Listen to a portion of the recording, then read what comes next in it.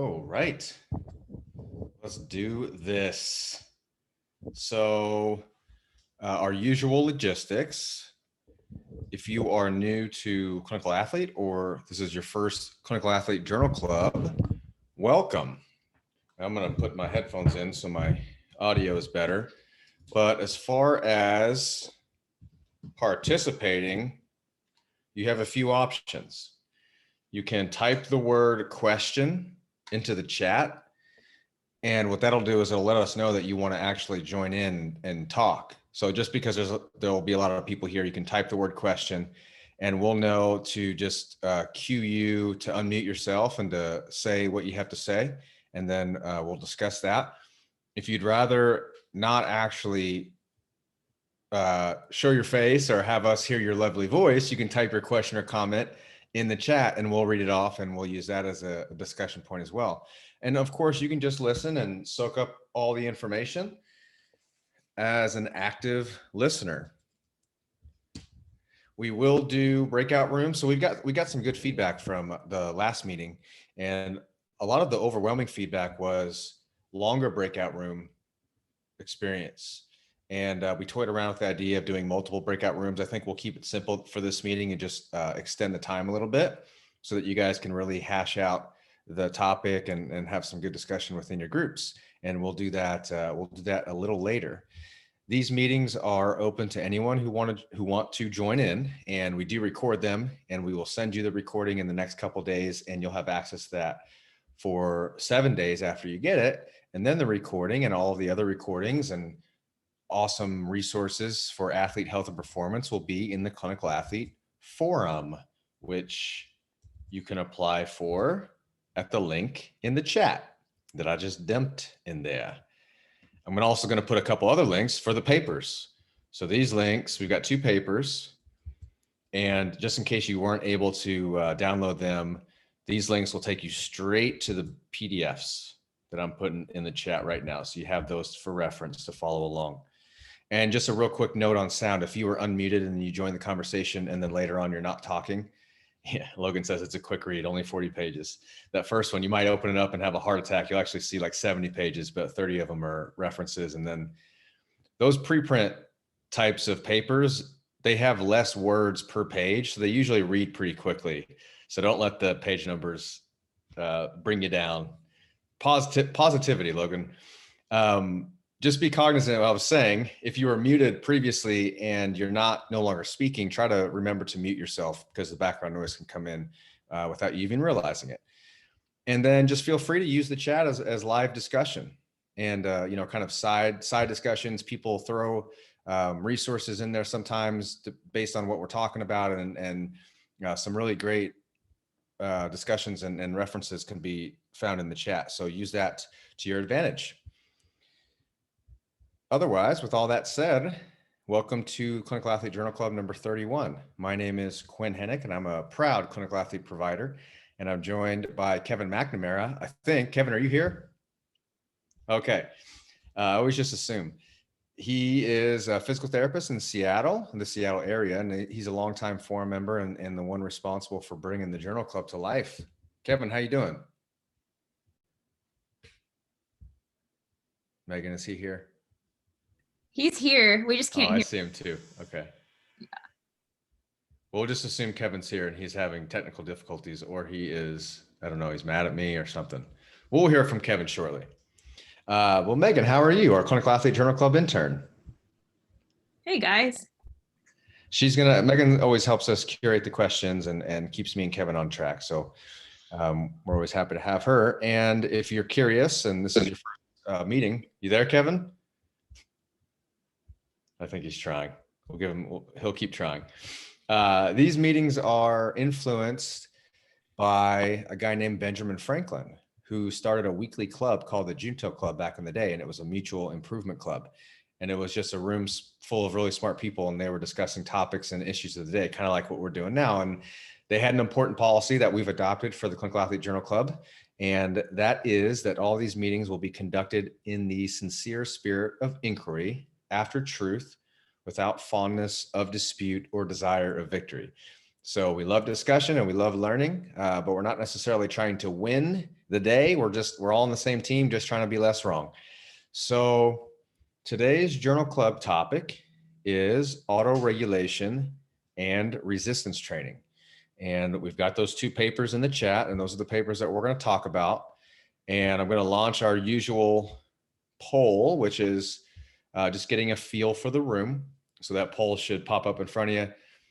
Are you a clinician, a student clinician, a coach trainer, or a student coach trainer? Let us know. I'm worried about Kevin. Oh, there he is. Miss your face, man, but I can't hear you. You should, it's probably a good thing because you're really chomping on that gum, it looks like. I don't want to hear that. All right. So we'll talk about these papers. This first paper, Ian Burton review.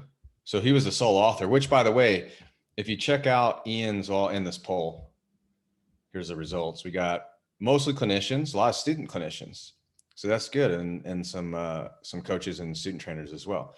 So Ian Burton, the only author on this first paper, is, if you check his ResearchGate, he's actually got a bunch of trials, a systematic review, and at least one looked like to me a randomized controlled trial in which he's incorporating autoregulation in tendinopathy.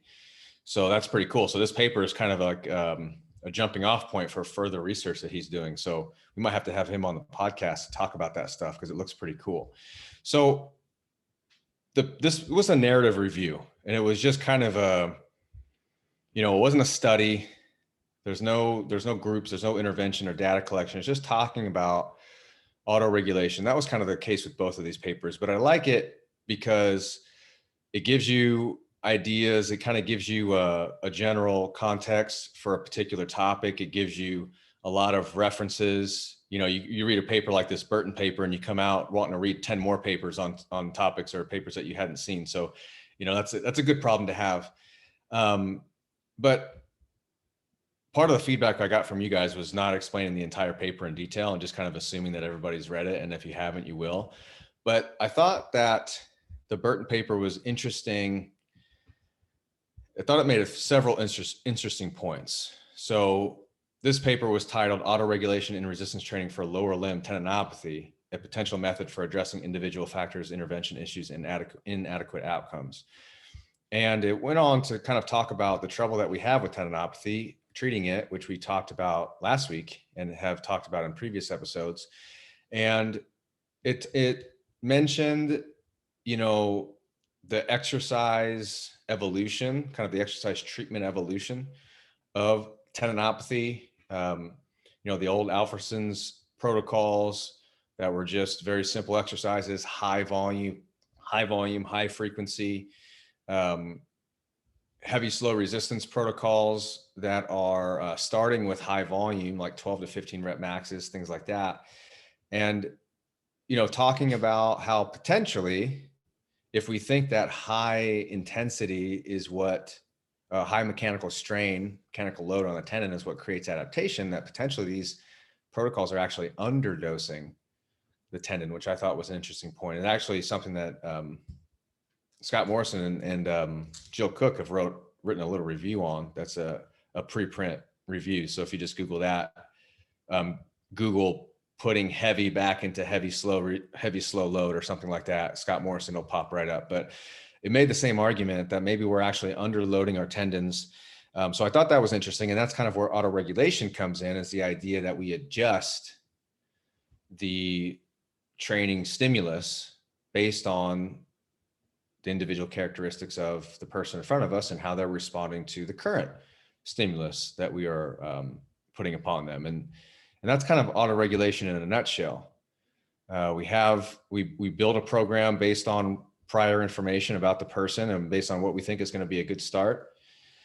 Putting heavy into heavy, slow load, Chris. Yeah, thank you. And also anybody, again, I want to hear people's thoughts. So if you have questions and thoughts right away from these papers, start, let us know and put the question comment in the chat and we'll unmute you.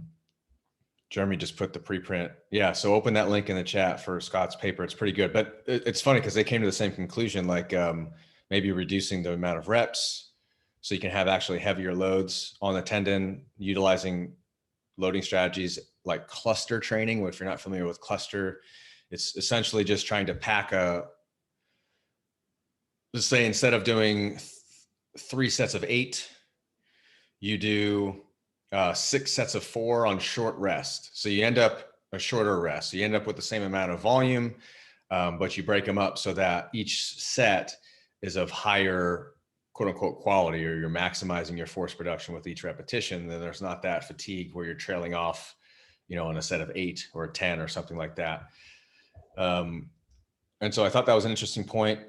I thought that it was also an interesting point where they mention, how we define strength in regards to maximal strength. We're usually thinking about force production, but potentially some of these loading protocols failing because we're not also incorporating back things like elastic strength and velocity. So utilizing the stretch shortening cycle, it's all heavy and it's all slow. And that's probably the base of the pyramid. But that's kind of where those intervention studies stop. And so maybe, if we bump it up a level and we start reintroducing rate of loading, where, that may be some of the missing pieces here. And I also, a little confirmation bias for me, if you were here for last week, where I mentioned starting to incorporate stretch shortening stuff immediately in small doses, micro dosing. And they mentioned a couple studies in which that was done, and there were no worse for wear. And they were able to incorporate all facets of loading, but on a kind of a sliding scale. So I thought that was interesting as well. But, the Burton, as far as autoregulation, the Burton paper, I would say from a evidence standpoint and a sports rehab standpoint, there's not a ton on autoregulation specifically in rehab cohorts. I would say we take, for me, at least as a clinician, I take the RPE and the repetitions and reserve evidence, and I extrapolate that, and I use that with my patients quite frequently, which I'm sure we'll talk about. I also use session RPE as just less of a tracking metric and more of just kind of keeping my thumb on the pulse, which we'll probably talk about, which neither of these papers talked about, which is fine. But from a rehab standpoint, I guess we can kind of focus on maybe the RIR, repetitions and reserve scale. So just kind of some history on that, which they gave. RPE was a scale started in the 50s, even before Borg. Gunnar Borg usually gets the credit, but it was kind of concurrently that people were studying some type of scale to measure work. And it was, cardiovascular, it was work hardening programs. They were on bikes, doing bike tests, things like that. So that 6 to 20 scale, the reason it was 6 to 20 is because it was correlated with heart rate. But 6 to 20 doesn't make a lot of sense intuitively. So they changed that 6 to 20 scale to the category 10 scale, that 0 to 10 scale, which we're more familiar with. And that was in the 80s. And that's the same idea though. It's RPE as it correlates with heart rate and muscle byproducts when they're doing a lot of work and different biometrics like that. Then we try to take it into resistance training. And that 0 to 10 scale and what's called, there's a scale called the Omni scale. There's Omni for resistance training. There's Omni for cardio, but you can Google the image. It's the same 0 to 10 scale. They just have visual images, visual anchors on, like the 3 has a little barbell, and then the 6 has a bigger barbell, and then the 10 has like a really big barbell. So it gives you that visual. The problem with, yeah, Chris, I find that interesting too. And if you want to meet yourself, Chris, feel free to join in. I'll call out Jason, you're here too, because I know he's there lurking. But one of the problems with RPE in general, there's an anchoring problem. And what that means is people need to understand the context of the verbal and visual anchors. And so in a lot of these RPE studies, when they were trying to use them with resistance training, people were undershooting their RPEs. They were going to to failure. Muscular failure by definition was just they couldn't do another rep, but yet they were reporting the RPEs as not 10, which by definition you would think it's maximal effort. But think about if it's a bicep curl to muscular failure, but that person has run marathons, or that person has been in the military, or have done really hard, difficult, strenuous things. Their 10 is anchored to other experiences, whereas this maximal effort bicep curl is not necessarily anchored to that. So you see a little bit of that undershooting. And that's where we get into this repetition in reserve scale, where now the anchor is repetitions in reserve. It's more contextual to strength training. So now at 10, I could not have done another repetition makes more sense in the context of resistance training. And I think that that's part of the reason why we see, better work there, or a little bit more validity in using that scale for resistance training. Megan, have we heard from? Yeah. Chris has a question. Yeah. Oh, go ahead. Yeah, I was going to say what I find interesting about autoregulation too, and I'd like to hear kind of the group's thoughts about this. But we think of autoregulation as within sets, or potentially within a single set, like as in RIR, you're going to a 9 or a 1 or a 2 where you only can do 2 left, and that accounts for the set that you're on.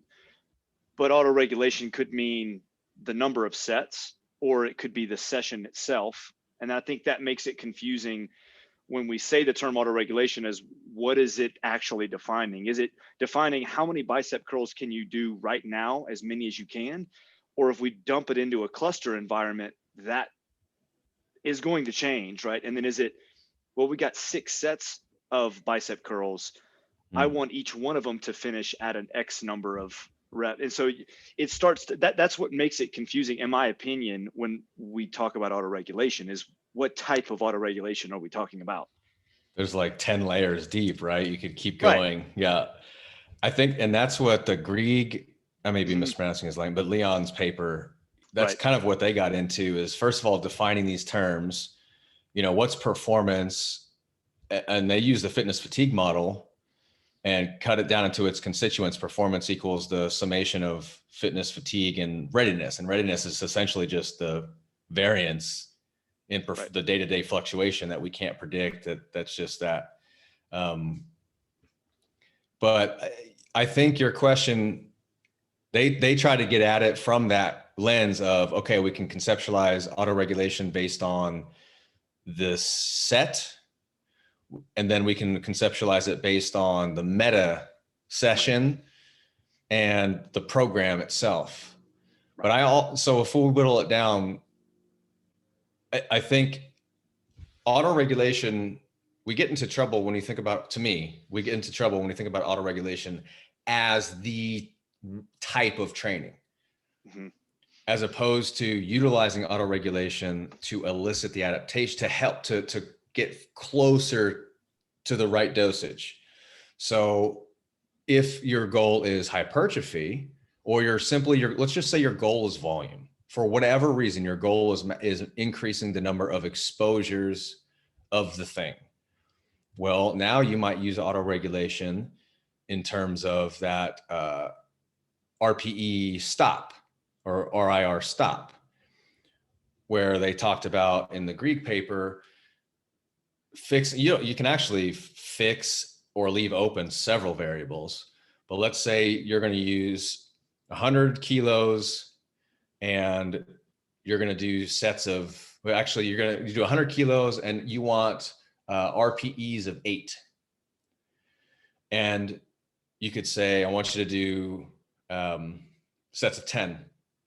You do your 100 kilos, you do a set of 10, you had 5 in the tank, and you can increase load, and you can increase load until you find that 8. And then you can do sets there until you're no longer at an RPE 8, until you get tired and now you're at a 9 or whatever, 7 to 9.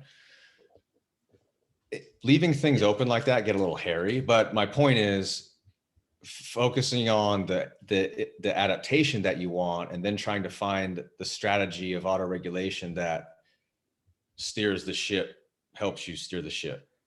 Yeah, that's exactly how I look at it. Is your auto regulation is grounded in whatever specific adaptation you want, whether it be power and the velocity needs to stay at a certain meters per second. Well, you're auto regulating based on you dipping below whatever meters per second you want, right? But if I said I want your session RPE to be a 9, and I say, well, you're going to do one bench press every 5 minutes, and you're just going to keep going until you get a 9, versus you're going to do 10 bench press every minute until you get to a 9.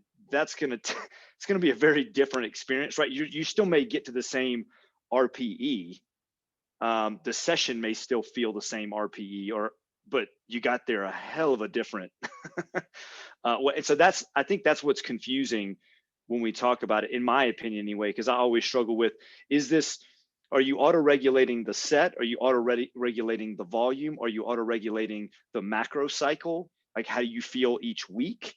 And then it goes into each degree, like you said earlier, it's a rabbit hole. So for me, like you said, if I'm focusing on volume, then I focus on achieving that volume in the manner at which I want to get there. And then I plug the umbrella, auto-regulatory function, whether that's RIR, RPE, VBT. I mean, there's a lot of these things into that, is my thought. No, I totally. So I don't think, I think people read like every repetition reserve paper, you can pretty much predict the introduction. The introduction is going to say something about how most traditional strength and conditioning programs are percentage based, and the problem with percentage-based training is that it doesn't account for individual intra and inter variability, which is totally true.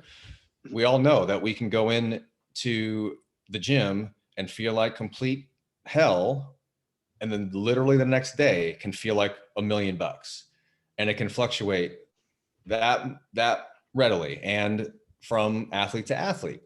If I prescribe 3 sets of 8 at 70% of 1 rep max for athlete A and B, what if athlete A can do 20 reps at 70% of 1 rep max and athlete B can only do 10? Well, now 3 sets of 8 at 70% are going to have very different feels for those two athletes. And so enter auto-regulation to adjust. But, I don't think it has to be completely flipped to now this program looks completely different. You can do 3 sets of 8 at 70% with a target repetition in reserve of 2 to 3. And so now if you're athlete A or you're athlete B and you're getting crushed by those sets of 8, you can say, okay, as a coach, I can say, okay, I didn't guess that right, but the RIR gave me the idea. I don't want them actually going to failure here. And it seems like every set's going to be really closer to failure than I want. So I can back off the load, or I can chop that set in half and only do sets of 4.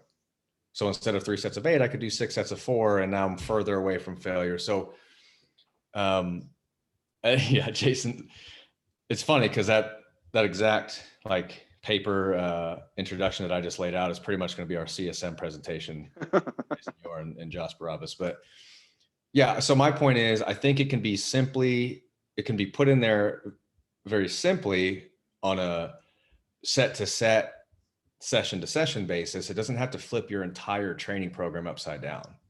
That's my thought on it. RPE stops. It makes so much sense intuitive. It makes sense on paper, but when you leave those things open like that, it just gets harder to manage, because I've tried it with athletes before, and I've tried it remotely. I write their program, I would do RPE stops, and I look and say, oh my God, they did 10 sets and they stayed within what they thought the parameters were. And they did what I said, but they ended up just doing, so it's just harder to control that. Practically, I like to keep things, I just pick the reps. Typically I pick the sets and I pick the reps, and then I give them some type of intensity range, and we build within that, just because it gives us a little bit more structure, and it's harder to go off the rails with it. But I guess my point is, I don't think it has to be super, super duper complicated. Well, Quinn, to build off of that, because obviously we're talking about autoregulation, meaning that the client is regulating themselves. How do you how do you go about that? Because this becomes an educational task, right? Like, you're spending an enormous amount of time not just finding an anchor point, but describing and providing some syntax to that, right? Because they need to make decisions day to day, week to week, meso to meso, micro to micro, really, about like, what's the stimulus I want, what's the adaptive response that I want, and how do I get there? Shoot, I have the same question for you, man. I think that's the hardest part. Yeah. I mean, there's error. I don't like, I mean, this is what's funny about it. Like, personally, I actually don't like using RIR because I don't want to think about that when I'm at the end of the set. Right. You know, like, I don't know, right? I'm tired and I'm just trying not to get buried. Is that a 4 or is that a 2 or is that a 3? Maybe I could, yeah. That's why I like velocity, to be completely honest, because Yeah. I don't have to worry about it, turn my brain off and the mission, you know, and we can talk about that. But I actually introduce the repetitions in a reserve scale relatively early, just because people, you know, it's always, well, beginners aren't very good with it. More advanced athletes are better. Well, you got to start at some point. So you got to start when you're going to start. My thing is, I'm going to introduce you to the scale. I'm going to explain it to you. You're going to start using it, but I'm not going to be using that information prescriptively. It's a teaching moment. So I get them to start becoming more familiar with it and comfortable using it simply by just doing it. And we may go, you know, take a set to an AMRAP. That's not an exercise that's going to crush them, but to start anchoring them to what a 10 is and, you know, those types of things. So I just incorporated it early. And because I do think, even if you're a beginner, you can still conceptualize, hey, imagine, you know, especially if we did it in the clinic, hey, remember the exercise that we took where you were like pretty much pooped out at the end? We're going to call that a 10. So a rep off of that is a 9, 2 reps off of that is an 8. Like, they get that, even if they're not very good at, you know, predicting it or calling it out from a training perspective. At least they get it conceptually. And so that's just kind of where I start.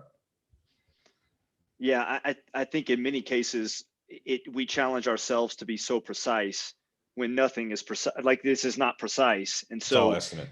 Yeah, the difference between a 2 or a 3 RIR. Yeah, I know that, you know, in many cases, like, if we want to go into tendon land, we got to go heavy, and that 70% mark is looming. So if we kind of extrapolate that into like at least a 3 RIR, I mean, again, the difference between a 4 and a 3, I don't think it has to. I mean, again, if you're using cluster sets or you're using kind of a session view of RIR, that's a totally different. So I think that preciseness in some cases makes us a little, I don't know, a little pedantic about it.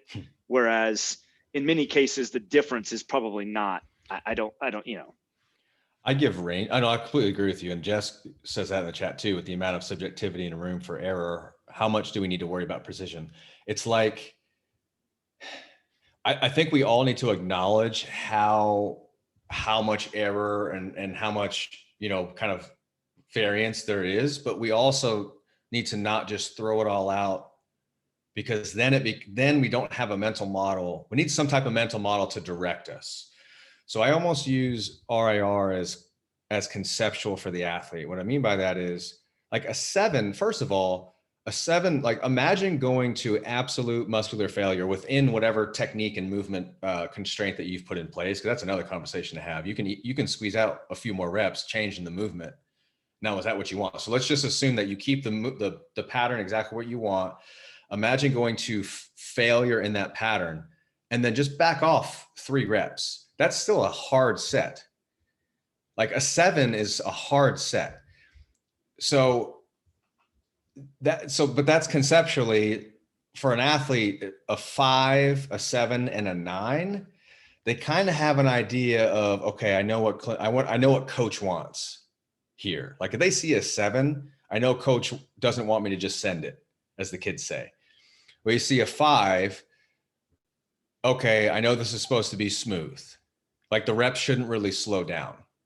And I usually give ranges anyway. I usually give like point and a half, 2 point ranges, like 5 to 7, 7 to 9, those types of things. So even within my prescription, I'm not very precise, quote unquote, but it's still this kind of this range where the athlete knows where they should be living.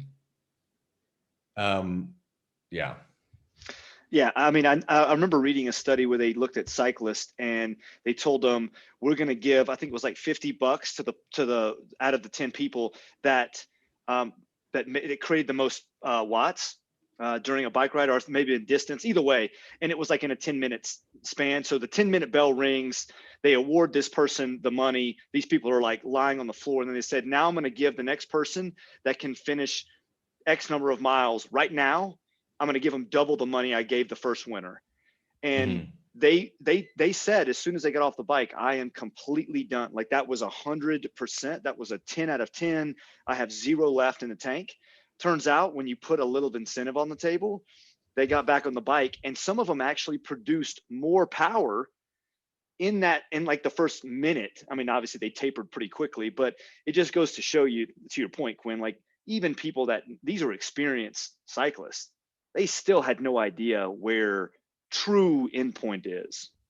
And so again, if you're programming off of that, it's fairly arbitrary either way. But you're right. I mean, to make a heuristic decision, like a 3 or a 5 or a 7 or a 10, I think many of us would say like, well, a 5, I need to, yeah. Like the difference between a 4 and a 5 and a 5 and a 6, I don't know, but there should be some inherent differences between 50% and 75%. You should be able to regulate that, I guess. Well, and I mean, again, these are all estimates. So like even your 1 rep max is an estimate, because it's very unlikely that your exact 1 rep maximum falls on 5-pound increments. You know, like most of us are putting 2.5 plates on there at the smallest. It's like unlikely that that's the exact max. It's also unlikely that that day is your exact best. Could have been yesterday, could have been the day before. You should have tested it 3 days later. You would have been like 5 pounds heavier.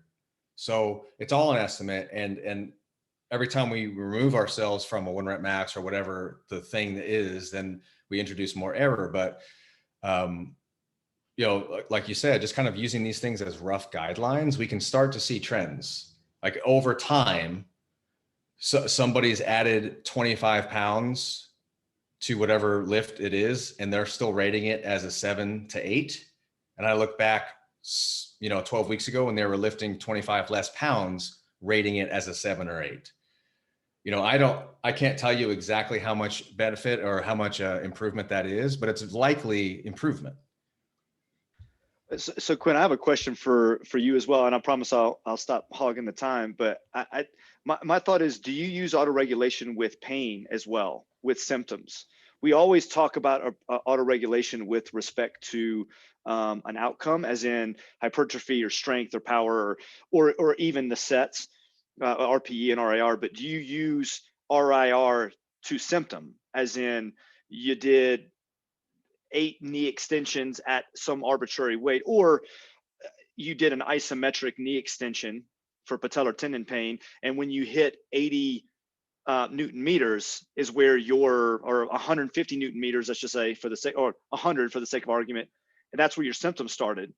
We auto-regulate that to 70% and say we're going to do a volumetric exposure at, you're going to do 10 reps of 5 seconds at 70% of your pain onset, not necessarily the maximal force. Does that make sense? It makes total sense. I'll tell you what I usually do. And what I usually do is note where the symptoms start, like that pain threshold. But what I usually do is go to where they're tolerant of doing the thing. And how I define that is, you might feel like you might have felt your thing before where you're getting to, but you're still able to produce the same amount of force. It's not holding you back, and it's not making you change the way that you move. That's usually where I go. And I don't know if that's right, because that's potentially overcooking people. But I find that if I'm introducing too many things, like, because pain is it fluctuates so much, it's hard for them to know. Like sometimes a reactive tendinopathy hurts with like literally the single plate on the leg extension.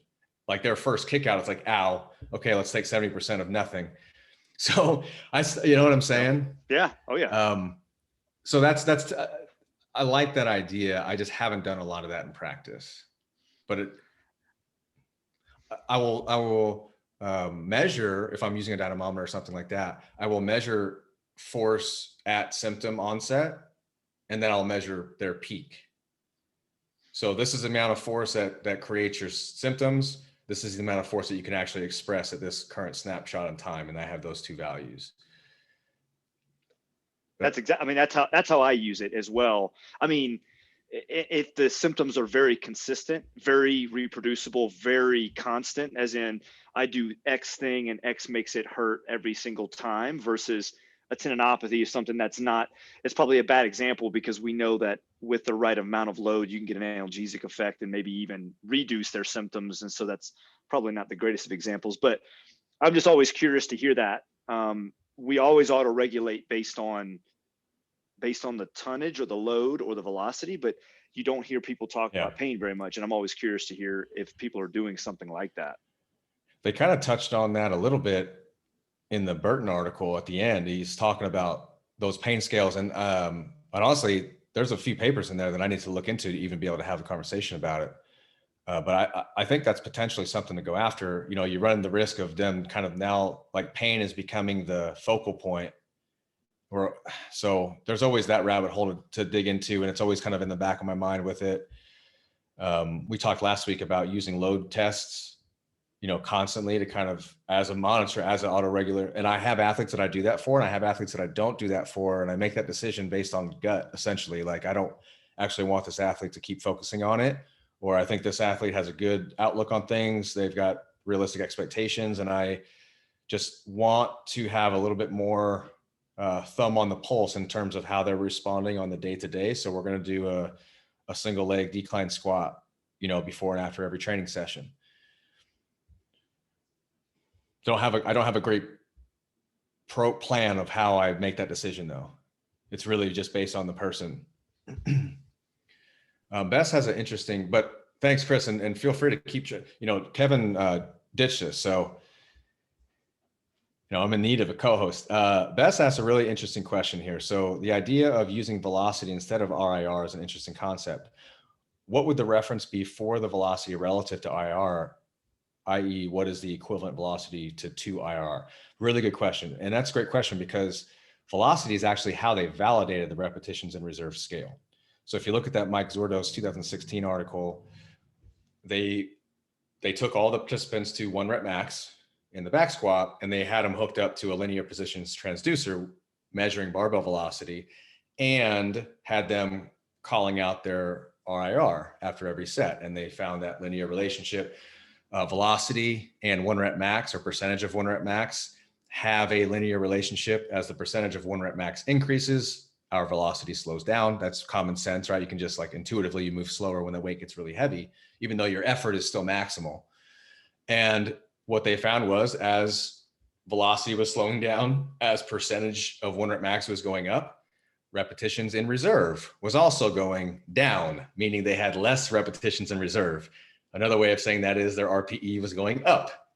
So you have this, up and down arrow, but you're totally right. So that's actually how they validated RIR. Was the reference standard was velocity. Now, how do you know on an individual scale, okay, I have velocity, I want to be about 2 IRR. How do I figure that out? And Jason mentioned you can create a profile for yourself. You can also just use averages. So I'm going to drop in a picture. If I file, box, Google Drive, I'll just drop this link and you all can see it. But it's a link to the person that Jason referenced, Mladen Jovanovic. And if you scroll down a little bit, he's got an exertion velocity profile. So I'll give you just averages. If you look at the powerlifting studies, Eric Helms, Mike Zordos, they were from 2016 on looking at RIR. On average, you hit your squat 1 rep max at about 0.25 to 0.3 meters per second. On average, 1 rep max squat moves about that slow. Then you can kind of reverse engineer. If we know that that's my 10, so RIR of 0 at 0.3 meters per second, you can kind of reverse engineer that. So if you look at that link, you can start to see 100% of 1 rep max moves at a certain velocity. You are taking certain loads as your warm up, working up to that 1 rep max. And so those are percentages of your 1 rep max. They had a velocity when you measured it. So now you're starting to correspond certain velocities with certain percentages of your 1 rep max. And these are somewhat stable. The literature likes to say they're relatively stable. They're not really all that stable, but they're a good starting point. So basically 80% is going to move at a certain speed. 90% is going to move at a certain speed. 100% on average is going to move at a certain speed, no matter what's on the bar. So your 1 rep max, if your 1 rep max moves at 0.3 meters per second, your 1 rep max 6 months from now is going to move at about 1.3 meters per second. Hopefully it's just heavier. And then what you can do, because we can look at averages, exertion load tables, and I'm pulling these off Google, but these are what I use. So I hope that's in the chat. I hope that'll work.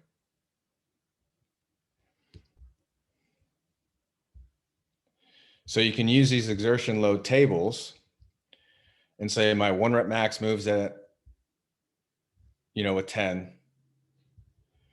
95% moves at about 9.5. 90% moves at about a 9. You're using these heuristics. And so now you've got velocity, RIR, and percentages kind of all married up. But Quinn, yeah. Oh, I was gonna mention too that this is average velocity, not peak velocity. Yes, yeah. correct. So you need to be careful about that if you're using. I had somebody that was using VBT, velocity-based training, and they were using peak, and that's inappropriate for this domain anyway. For Olympic lifting and things like that, it's a little bit more appropriate, but for these, it's not. And the other thing that I like to think about too is we have to assume that this person is trying to move the bar as fast as they can. That's the key. That's the key assumption. Right. So max volitional contraction, concentric, every rep, you have to have maximal intent.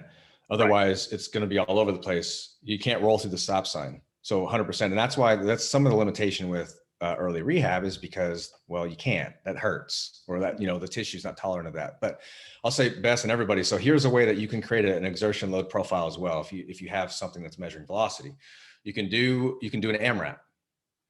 So pick a load that you think is about 70%, or a load that you think you can get about 8 to 10 reps, something like that, 8 to 12.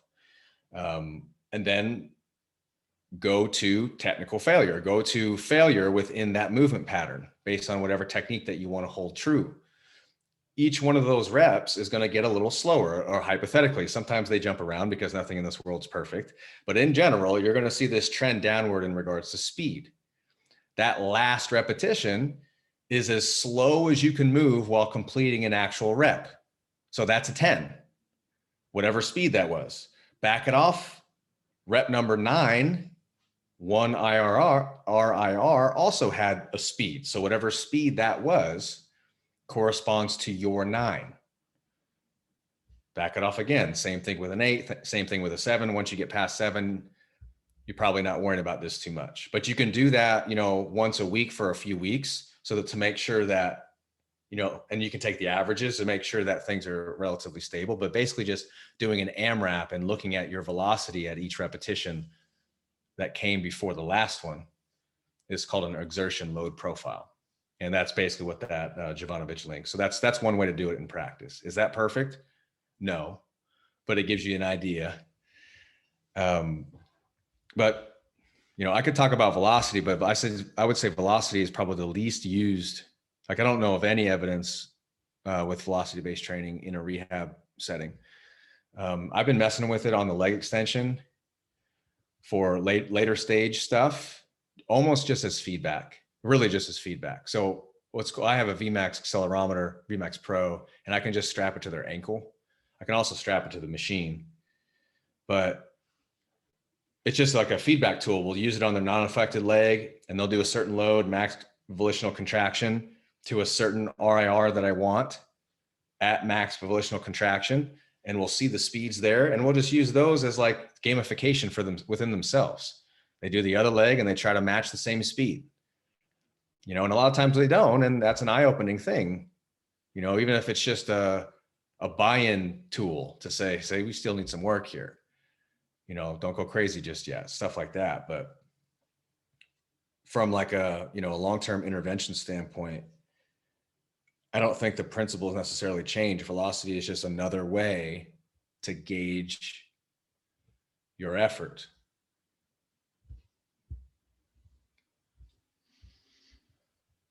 Yeah. Let's go to breakout rooms.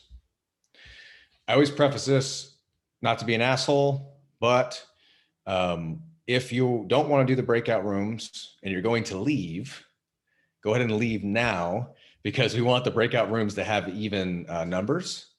But I would encourage you to stick around, fix whatever you got to do, turn your camera on, have a good conversation, because this is really where you get the valuable discussions with your comrades.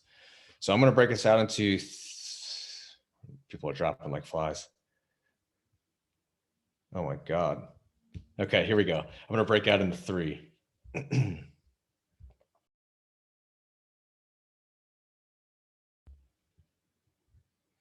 And we back.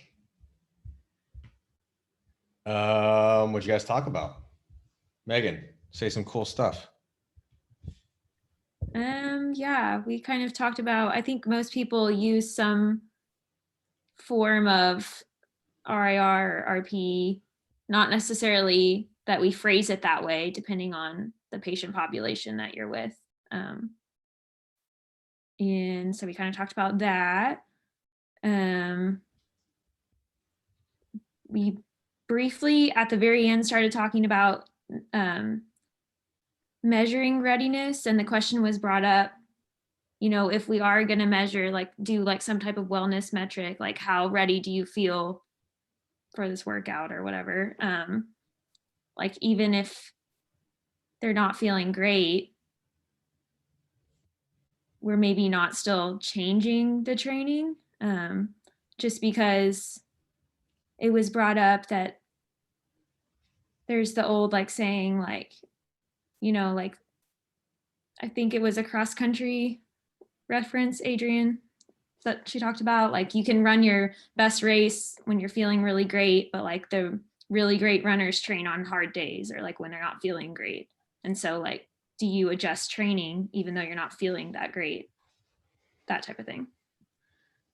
That's probably the question that I was going to bring up to the group anyway. And I think that's one of the hardest things that I have to wrap my mind around is, Germany, they said they made a new scale. It goes to 11. Nice. You got to make one that goes over 20 for it to be impressive. That 6 to 20 scale still kind of cakes the cake there. But yeah, what are you going to do? Not train? So I think, for a professional, they might have the ability, the coach is so in tune and is so invested that they may say, we push this workout to tomorrow. We take Thursday's workout that was supposed to be Thursday and it was supposed to be an easy day. We transpose that. It's going to be today's workout based on your counter movement jump, based on your readiness score, based on your soreness scale, whatever it is. they can manipulate this program to a T like that because they have that much time and money and whatever to invest in it. But in the clinic, we don't have that. Or like for a lot of us as coaches as well, like we can't just rearrange the entire day based on that score.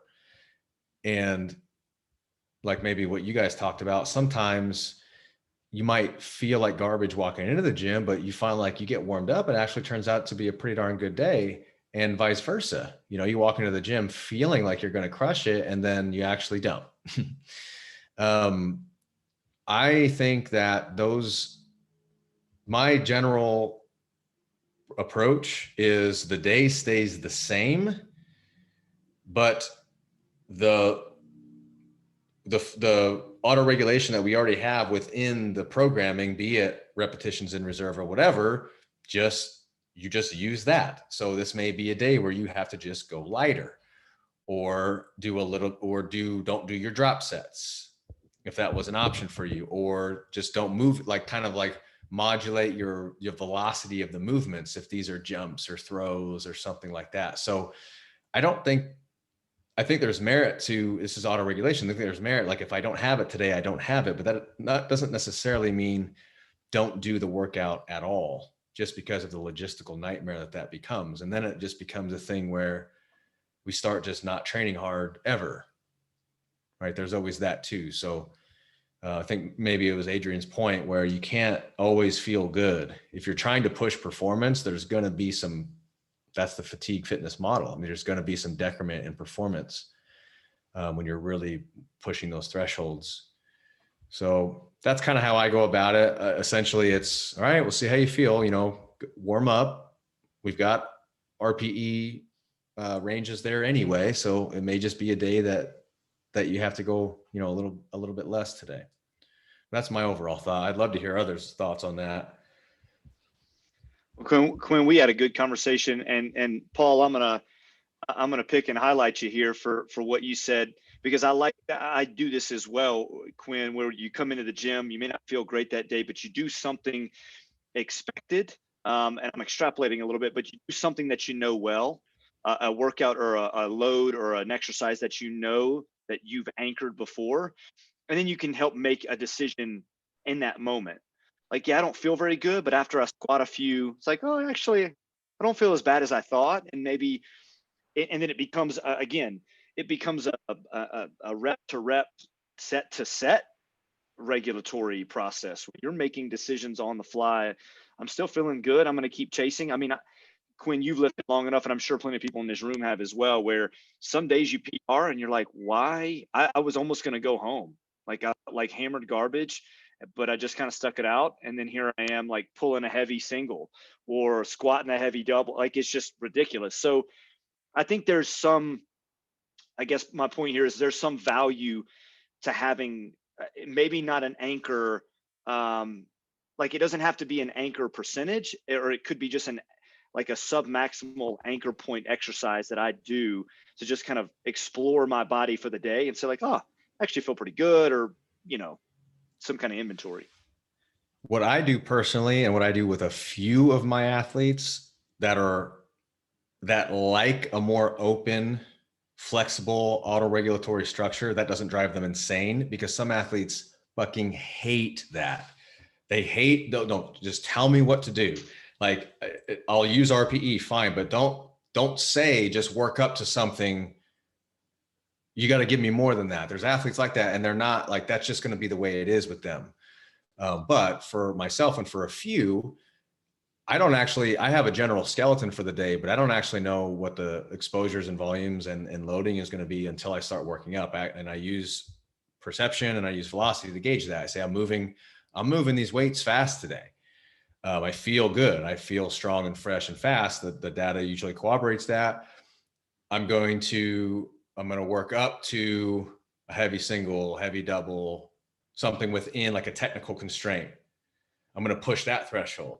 But if I'm not feeling that as I'm working up, and really you don't know until you get that bar in your back, or you start moving around, you start hitting your sprints, or you start hitting your jumps, you start kind of knowing what kind of day it's going to be.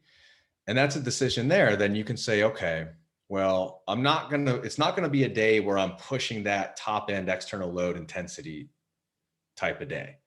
But what it could be is a day where I'm getting exposures at a moderate load.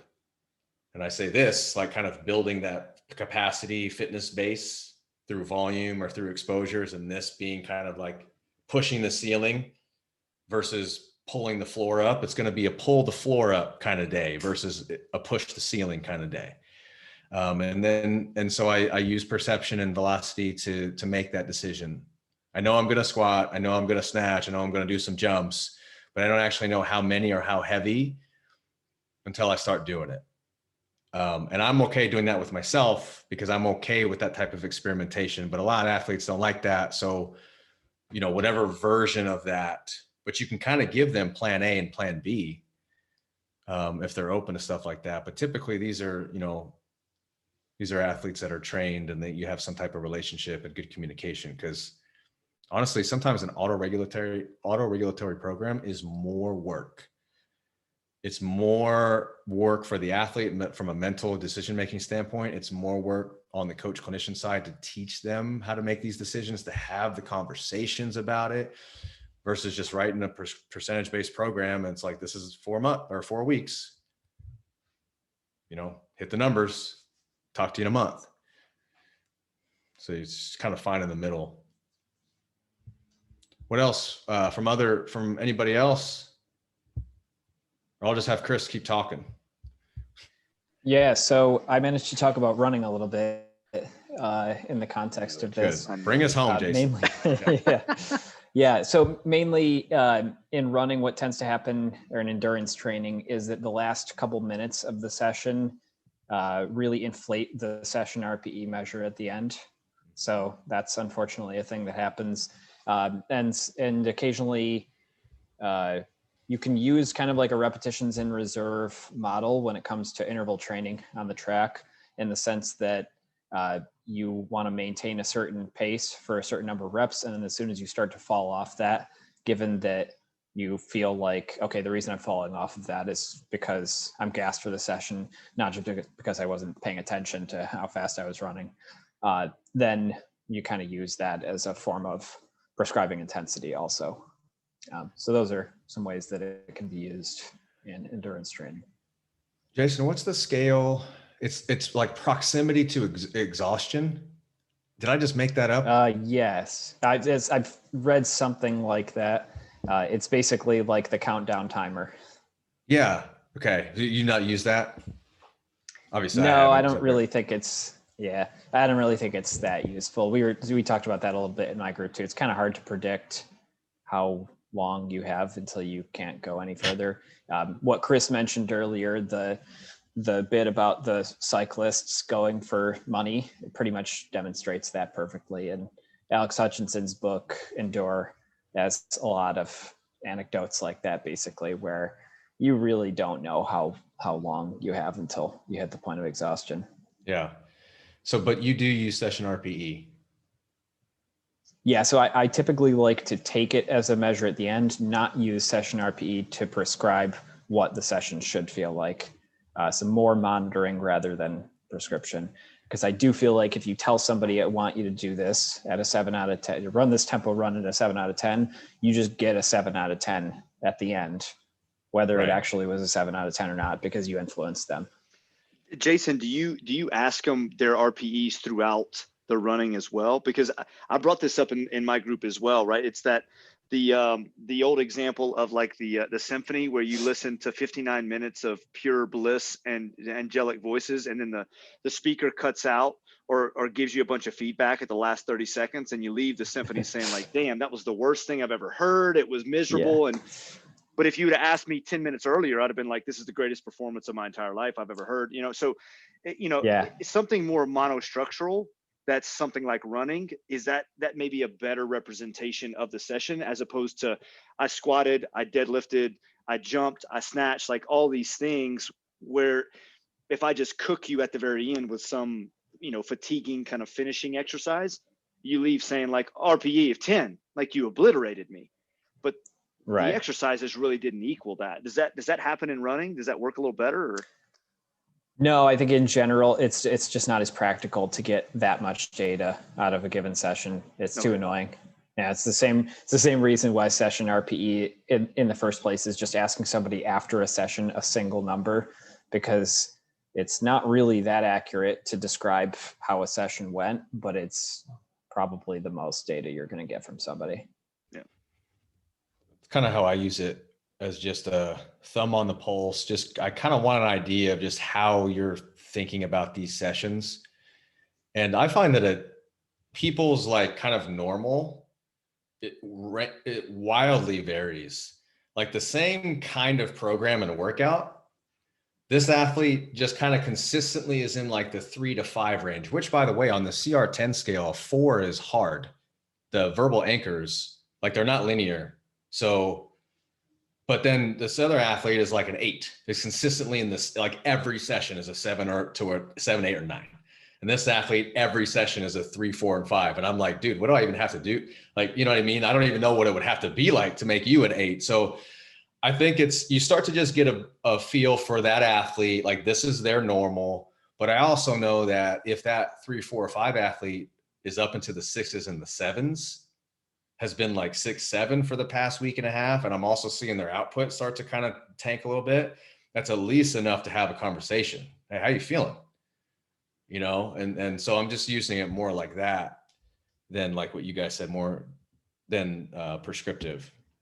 And they also recommend having people rate their session RPE in that 15 to 30 minute window after the session, but not immediately after, just to try to combat some of that bias. But Quinn, you also made go ahead, Paul. Point there. You made a great point there, that we are acting like all of this is happening kind of in this vacuum, that this is the only metric or the only measure or the only thing that we're looking at, whether it's prescriptive or not, right? I mean, you're saying, or is performance declining, or is this other thing? There's a couple other little points that we're looking at, because nothing of this is good enough to stand on its own. So we need a couple of other things that are checks and measures to make sure that what we're seeing, whether it's up or down, is really the trend that's kind of happening. Because the idea with RPE is like, let's just not do session RPE yet, because that's still pretty nebulous. Like, I still kind of find it useful just on that broad brush standpoint, but that's as far as I can take it. But let's just say prescriptively, the repetitions in reserve scale. Let's say somebody did 300 pounds at a repetition in reserve of 3. They did 300 pounds with 3 reps in the tank. 4 weeks later, they do 320 with 1 rep left in the tank. In their mind, I got stronger because I did 320. But you probably could have done 320 a month ago if you'd have grinded to a 9. So did you actually get stronger, or did you just put more weight on the bar? But that's the argument if we're with the assumption that these scales are, you know, accurate and reliable. And that, you know, but so we anchor ourselves that way. And I think that's how we educate, but we also have to just pull back and understand that these things are really they're just guide rails, and there's a pretty wide bandwidth that we have on that. But you're right. It's like, I'm looking at external load. We're looking at internal load. Internal load, RIR, RPE are said to be proxies of internal load. It's kind of the response to the external load. The external load is weight on the bar or the velocity that you're moving. What's the actual internal physiological response to that external stimulus? And that's your internal load. And because we aren't measuring these physiological things in a lab, we use proxies like repetitions in reserve or RPE. But yeah, you're right. You're looking at this kind of the whole picture here, trying to get a bead on all of it. Well, Quinn, and one thing I wanted to say too is, I know we're talking a lot about all this, about how maybe inconsistent and potentially just nebulous that it all is, but I mean, I think you would agree with the comment that it's still valuable and still, in my opinion, necessary to include as part of the practice. I guess I just didn't want to leave the conversation thinking that we've deterred people from using this stuff because it's a bit too explosive and volatile, that it doesn't really mean anything. I still think it's valuable, and I still use it. Yeah, same. You just kind of get like, I get, nothing's perfect and nothing like fits in that pretty little box. Like velocity, everybody thought it was going to be that thing because of this perfectly linear relationship between load and velocity. Well, you know what? It's not actually linear, because we move differently when the weight gets heavy, whether we think we are or not. And that takes away from that linear relationship because the profile just changes. We start changing the way that we do things. It's not perfect. So we can't, the estimated 1 rep maxes that you get from velocity on back squats and deadlifts are inflated, highly inflated. The studies in which they're not inflated, they're using either single joint movements or they're using Smith machines, which is fine if that's what you're doing, but if you're not, you're using free weight exercises, there's just a lot of degrees of freedom there. So I think it goes back to our point earlier that these are all estimates. And we just have to come in with that understanding, and not we can get in the weeds and prescribe, but then we've got to make sure we can pull back and look at big picture. And I mean, imagine the athlete, we can say it's frustrating for us and we have to do that. So imagine with the athlete, it's could be that much harder for them, as they're trying to kind of understand this process as well. But yeah, you're totally right. I use these concepts daily. Did you see Shannon's question? Oh no, I missed it. So she said, going off of what you were saying, do you think it's more valuable to mostly look at RP in the context of performance in the moment and overall trends rather than looking at RP in an isolated manner? I don't know if you want to add more to that. Yeah, maybe. Parse that out a little bit, Shannon.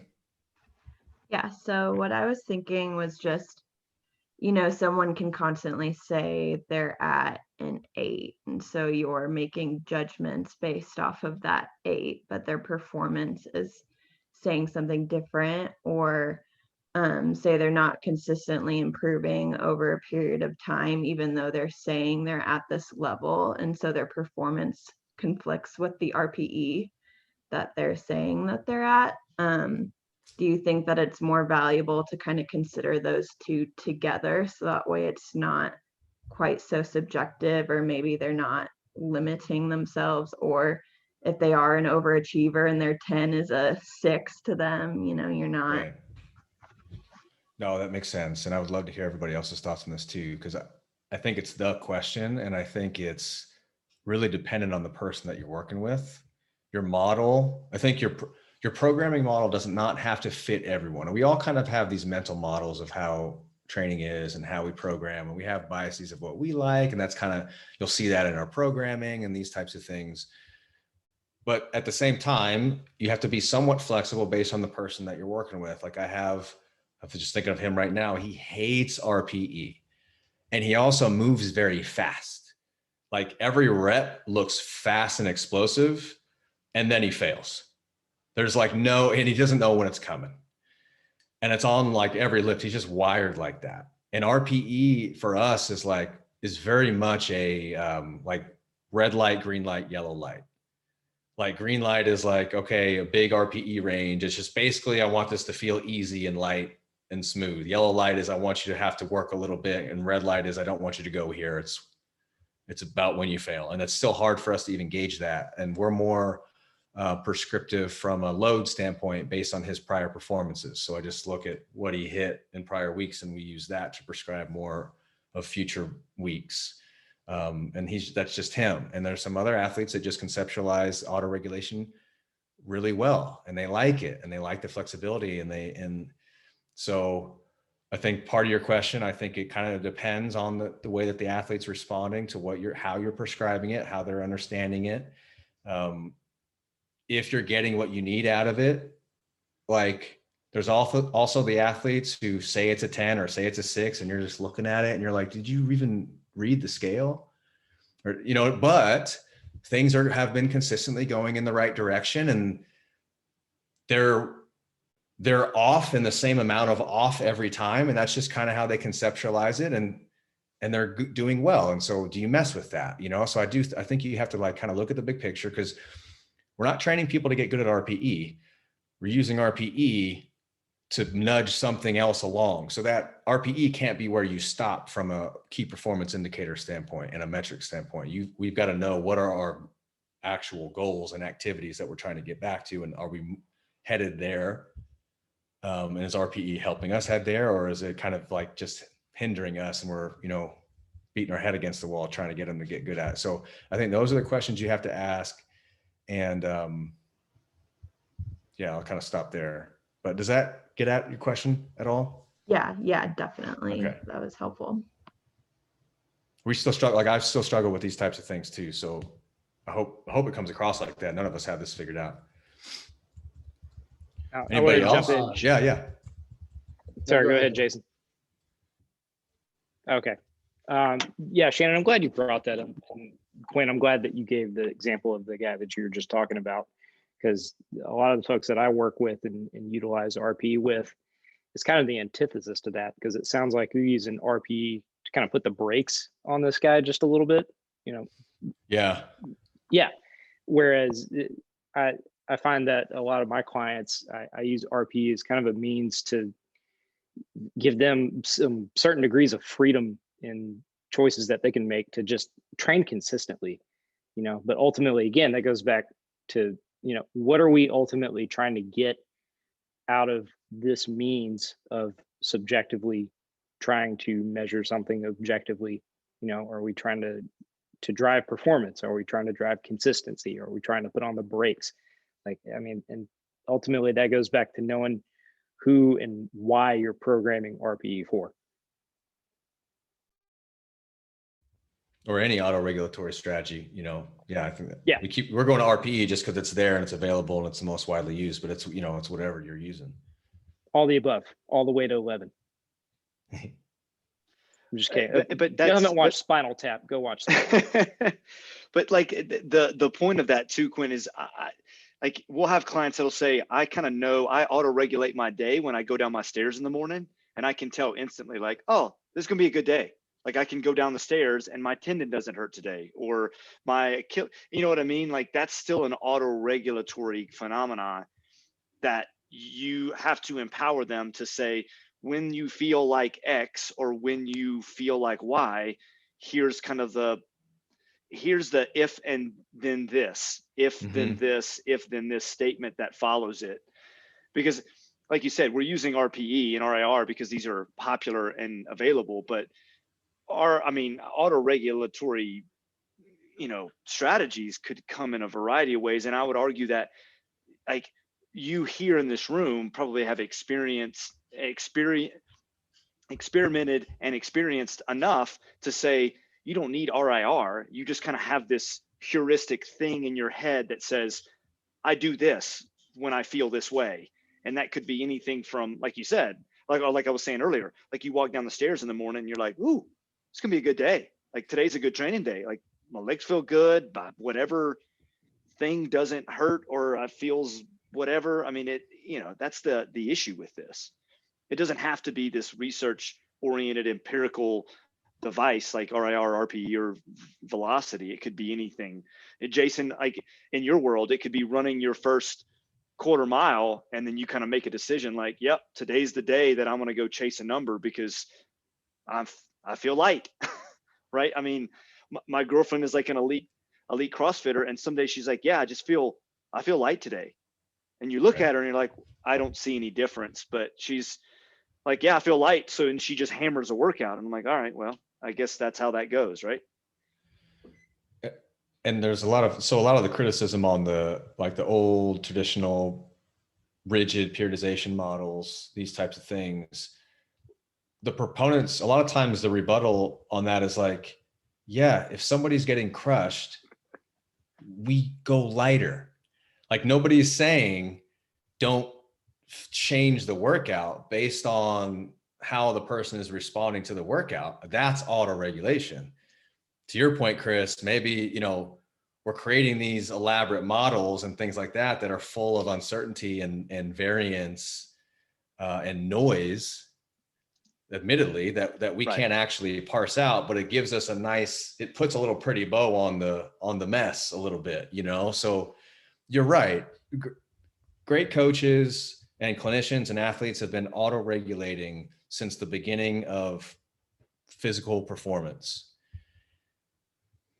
We're just trying to create some model that we can conceptualize and make sense of, I guess, when we're not in the trenches on you know, of a small amount of athletes, and you're there with them all the time.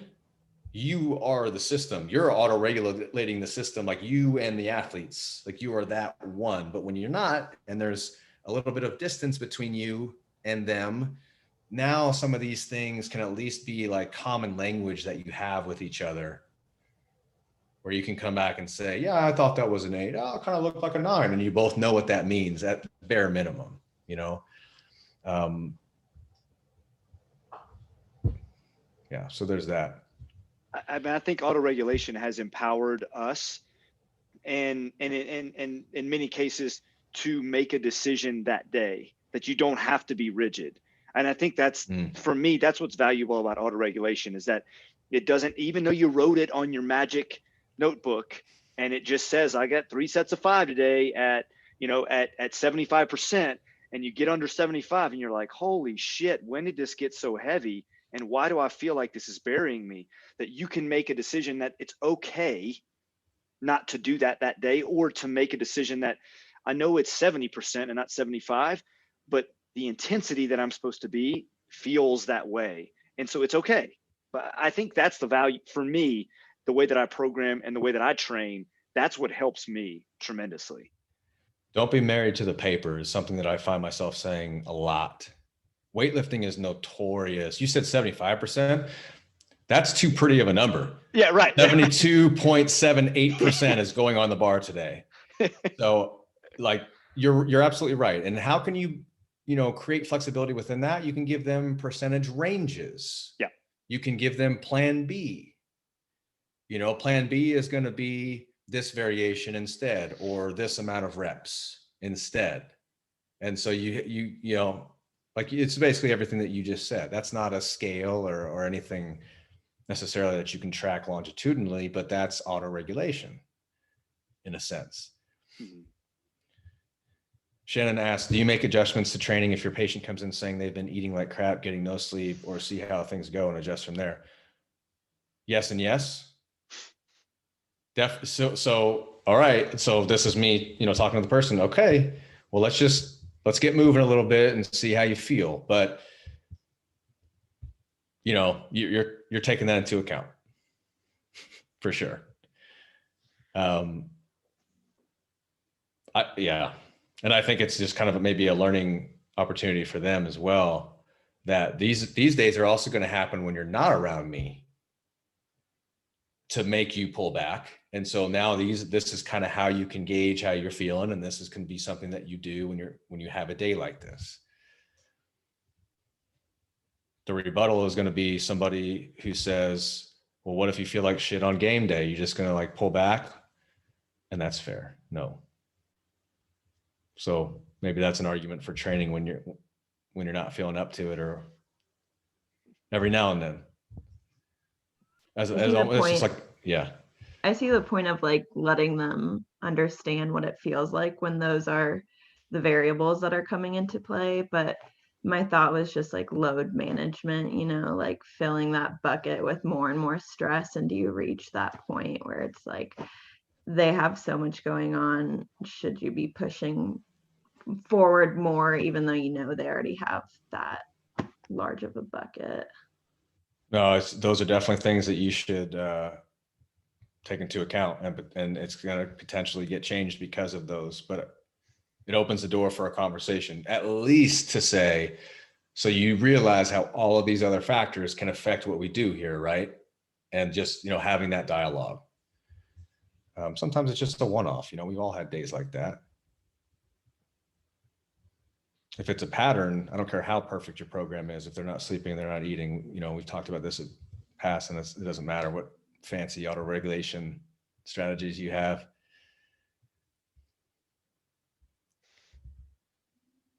Well, I think we'll wrap up. This was a good one.